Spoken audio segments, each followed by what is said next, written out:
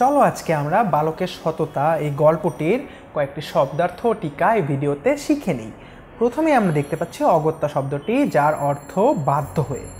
এরপরে আমরা দেখছি বিশ্বস্ত শব্দটি, যার অর্থ বিশ্বাসের পাত্র কিংবা বিশ্বাসযোগ্য, অর্থাৎ যাকে আমরা বিশ্বাসের পাত্র হিসেবে মনে করি কিংবা বিশ্বাসযোগ্য হিসেবে মনে করি তাকে আমরা বলি বিশ্বস্ত।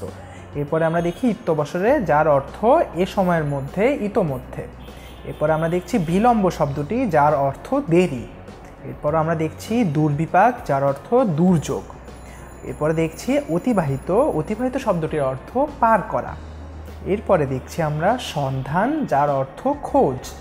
তারপর দেখছি বন্দোবস্ত, যার অর্থ ব্যবস্থা, অর্থাৎ কোনো কিছু ব্যবস্থাকেই কিন্তু আমরা বলছি বন্দোবস্ত। এরপর আমরা দেখছি অতঃপর, যার অর্থ তারপর। এরপরে দেখছি প্রতিপত্তি, যার অর্থ সম্মান, এবং সবশেষে আমরা দেখছি তীর্থ শব্দটি, যার অর্থ পুণ্যস্থান।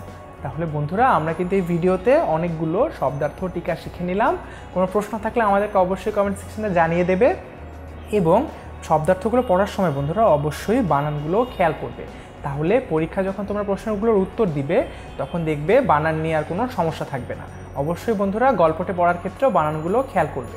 ধন্যবাদ বন্ধুরা।